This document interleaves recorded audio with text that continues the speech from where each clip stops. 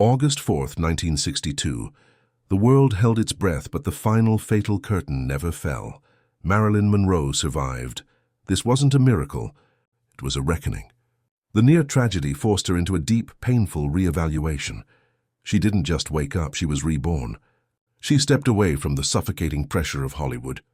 Trading the flashbulbs for the quiet anonymity of New York's intellectual circles, she finished her therapy, not as a fragile starlet, but as a woman seeking her true self.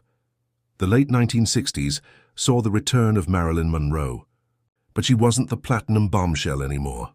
She emerged as Marilyn, the artist. She embraced the emerging independent film scene, seeking out roles that challenged her. Roles that were raw and real.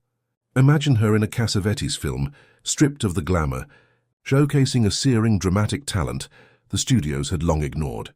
Her performances earned critical praise, not just for beauty, but for genuine hard-won depth.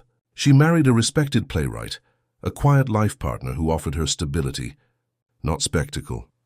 Together, they channeled her energy into activism, making her a formidable voice for mental health awareness, changing the narrative from fragile star to powerful advocate.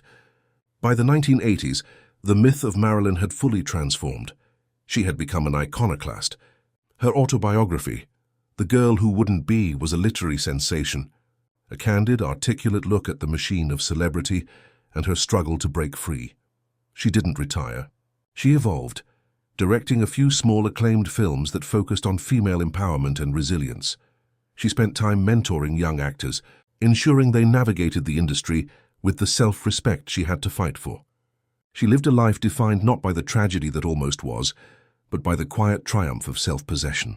In the 21st century, Marilyn Monroe is not a ghost of Hollywood past, but a living legend. She occasionally attends retrospectives, her presence radiating a calm, knowing grace. She is celebrated not for her pin-up past, but for her longevity, her artistic integrity, and her courage. The greatest performance of her life wasn't on screen. It was the act of living it fully, authentically, beyond the confines of the world's expectation. Her life saved, a legacy redefined.